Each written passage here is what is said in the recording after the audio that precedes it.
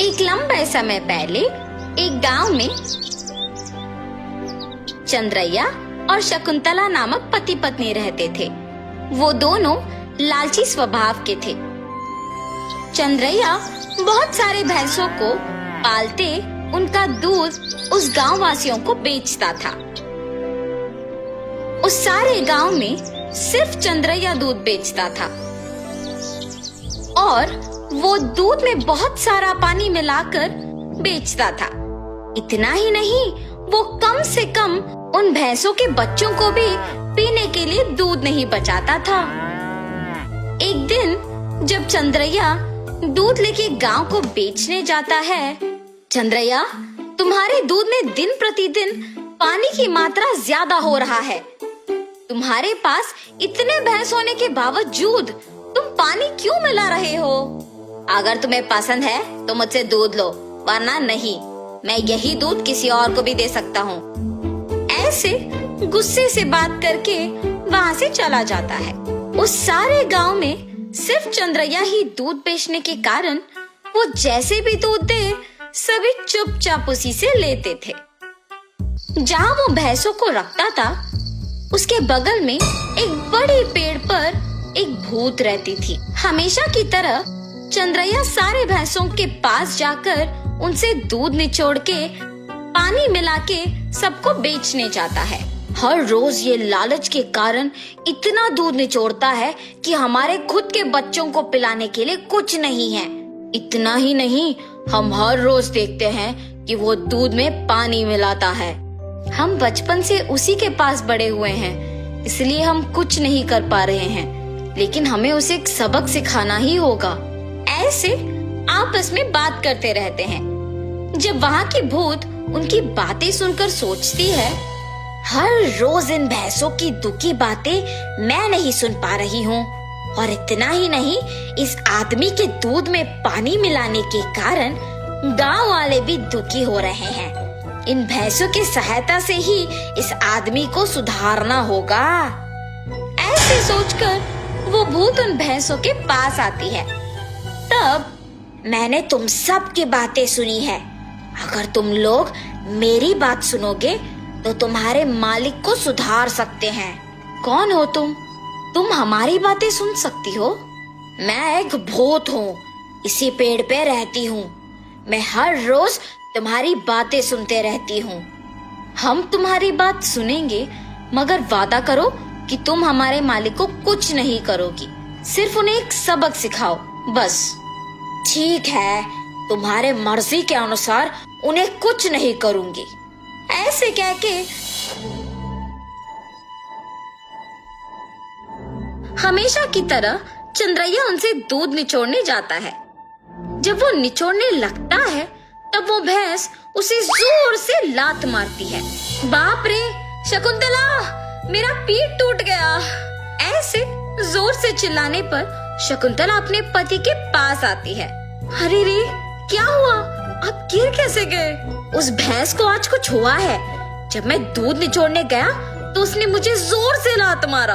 आप रुकिए, मैं भी जरा देखूं कि ये भैंस दूध कैसे नहीं देगी। ऐसे कह के शकुंतला उस भैंस से दूध निचोड़ने की कोशिश करती है, और उस भैंस ने शकुंतला को भी उसके पति के ही तरह जोर से लात मारती है। तुरंत उनके बच्चे ही सारे दूध पी जाना देख पति पत्नी कुछ नहीं कर पाते हैं, सिवाय उनको देखना। अरे रे, सारा दूध सिर्फ ये बच्चे पी रहे हैं, कुछ तो कीजिए। आज के लिए हम कुछ नहीं कर सकते हैं, शाम को वापस आएंगे दूध निचोड़ने। ये फैसला करके वहाँ से चले जाते हैं। शाम को जब दोनों वापस दूध निचोड़ने जाते हैं, तो सुबह की ही तरह वो भैंस उन दोनों को लात मारती है।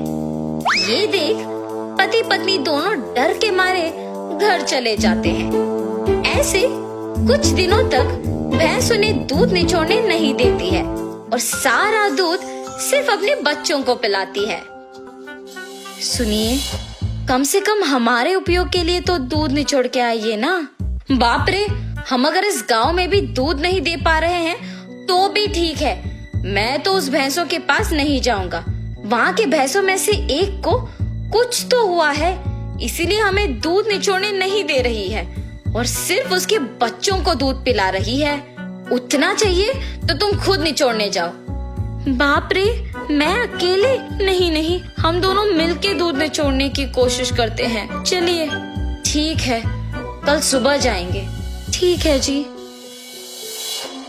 भैंसों के पास जाते हैं। शकुंतला, पहले तुम जाओ। ऐसे कहने पर शकुंतला उन भैंसों के पास जाके दूध निचोड़ने की कोशिश करती है। जब वो निचोड़ने की प्रयत्न करती है तो वो भैंस जोर से लात मारती है। बिना दूध दिए अपनी पत्नी को लात मारने के कारण चंद्रैया को गुस्सा आता है और वो एक डंडे से भैंस को मारने लगता है। मेरी पत्नी को दूध निचोड़ने नहीं दोगे तुम? हाँ?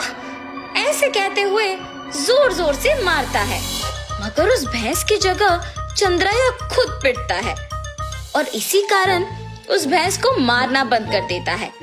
लेकिन उसके बाद भी उसको और उसकी बीवी को डंडे से मार पड़ते ही रहते हैं। हम आइंदा कभी भी दूध निचोड़ने नहीं आएंगे, हमें मत मारो।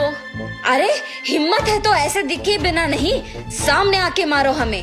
ऐसे कहने पर वो भैंस अचानक एक भूत के रूप में बदल जाती है। मैं ही तुम लोगों को मार रही थी।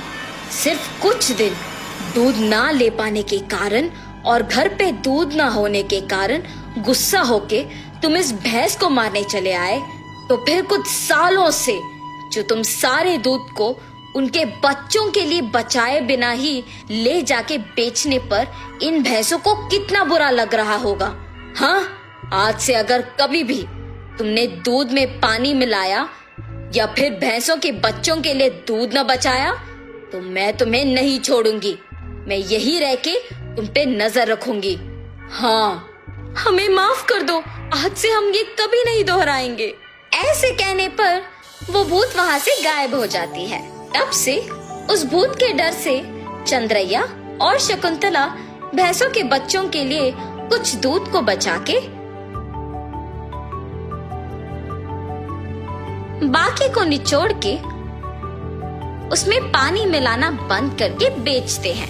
भैंस भी उनके मालिक के सुधारने के पीछे उस भूत के ही हाथ रहने का सच जान के बहुत खुश होते हैं।